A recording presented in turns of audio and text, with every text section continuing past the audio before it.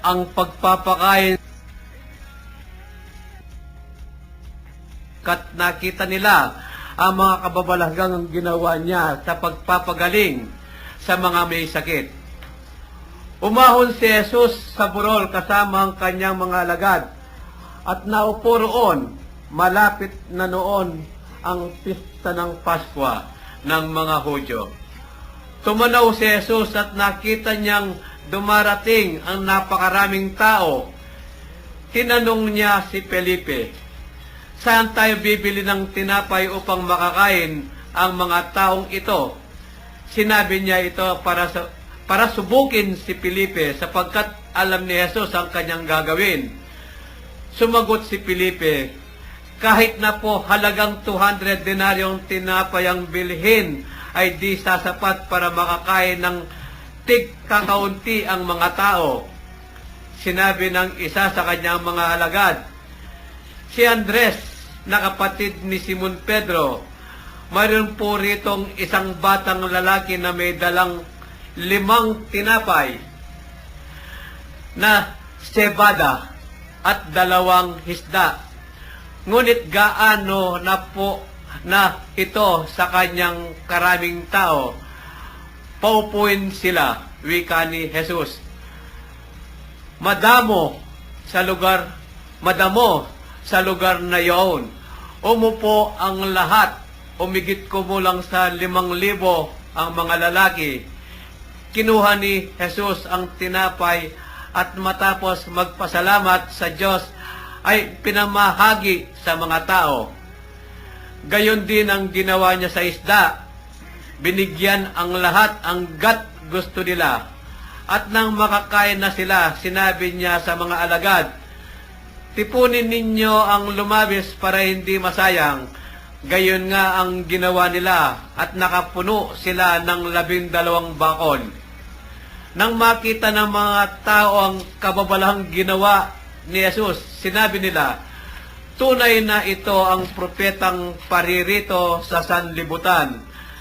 Nahalata ni Jesus na lalapit ang mga tao at pilit siyang kukunin upang gawing hari. Kaya muli siyang umalis na mag-isa patungo sa kaburulan. Kuya Ben. Kuya Joe. At balik po tayo rito. Napakaganda nito itong bagay na ito. Nung ako po ay humihingi ng isang paliwanag sa isang eksperto sa bagay na ito, palibasa po, pare yung aking kausap, mas madali nating maunawaan yung miracle na ito. Pero may 3 bagay na ibinibigay na paliwanag sa iba't ibang pagkakataon na ako po ay nagre-research. Yung una, ang isang paliwanag dito, this is the power of sharing. Ito daw ay kapangyarihan ng pagbabahaginan. Katulad ng mga early Christians po nung araw, kung matatandaan po natin sa kasaysayan, napakarami noong walang kayamanan, walang makakain, marami rin pong mahirap noon, Kuya Joe. At sila, kapag ginuusig, nagtatakbuhan yan at pinapatay nung araw, pero sa pamamagitan ng sila nagkita-kita, kung sino yung may pagkain, nagbabahaginan. Lahat nabubusog. Walang nagugutom nung panahon Kahit basahin po natin dito sa mga sulat ng mga apostoles, sa mga sulat ni Apostol Pablo, makikita natin dito yung patotoo sa mga pangyayaring ito. So, ang unang-unang binibigay po rito ng punto, dito sa pagpapakain sa 5,000, maliban sa mga bata at mga kababaihan, ito yung mga lalaki lang noon kasi ang binibilang lalaki lang, Kuya Joe. Hindi pa uso noon na kapag nagbilang, kasama yung babae at mga bata. Yun lamang para bang malalakas kumain. Yun lamang bang pwedeng kumain na ng sapat. At yun ang binilang. So 5,000 kalalakihan. Kung tutuusin, napakahirap noon, ano? Yun ang una. Yung tinatawag na bahaginan o pagbabahagi o sharing. nakabuo ng ganito karami. Ngayon, tinanong ko yung nagkukwento sa akin ito, paano po ba ito nangyari? Sabi ko, kasi nung araw, yung palang mga Hudyo, mga Israelita nung araw, kapag sila'y naglalakbay, nakatulad nitong nangyari nung pangangaral ni Jesus nung pagkakataon na yun, may mga dalang sa kanilang may mga supot na may laman ng tinapay na malalaki. Pero, nung nagkakatipon-tipon na nga sila, ang naging nakita nila rito, ang nagpakita lang nung baon, yung bata. Ilan yung isda? Kuya Joe? 2 isda. Tsaka? Tinapay. Saka yung? 5 tinapay. 5 tinapay. Saka 2 isda. Saka 2 isda. Ay, yun ang isang punto, sabi ko nga sa iyo, yung pagbabahaginan, bagamat yun ang dala ng bata, mayroon nagsilabas daw ng napakarami. Nagkanya-kanyang labas sila ng dagdag-bahaginan. Sumubra pa ngayon. Pagkatapos makakain, yung mga parang grouping yan eh. Yung mga grupo nagkanya-kanyang labas ng kanilang daladalahan, dumami, at nagbahaginan, nabusog ang lahat, sumubra pa. Yun ang isang punto. Yung pangalawang punto na nagpapaliwanag sa akin, sabi sa akin, alam mo yan, Brad, yan yung 7 sakramento eh. Yung 2 isda, at saka yung 5 tinapay. Kinikwento niya sa akin, yung pangyayaring yun, kapatid, sabi sa akin, ay katulad noong tinatawag natin na sakramento. Bakit kako 2? Bakit ganun na? Hati din yan eh, sabi niya eh.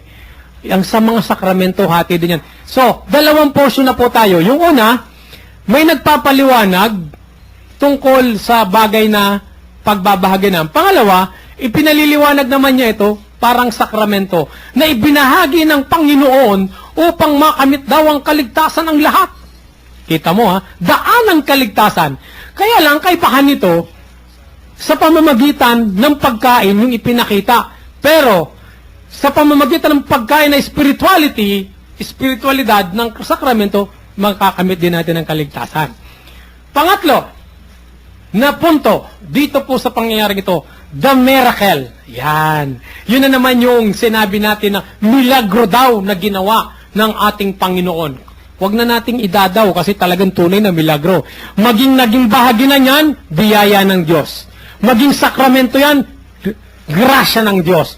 Maging yan ay milagro, talagang nangyari yan. Sapagkat tunay na miracle ang ginawa ng Diyos sa pamamagitan ng pagbabahagi ng iyon. Ngayon, ano ba yung naging basihan nito nung panahon ni Moises? Ito yung tinapay ng mana nung panahon na busog sila sa pamamagitan lamang ng pagkain noon ay ibang kabusugan lang yon. Yun ay physical na kabusugan.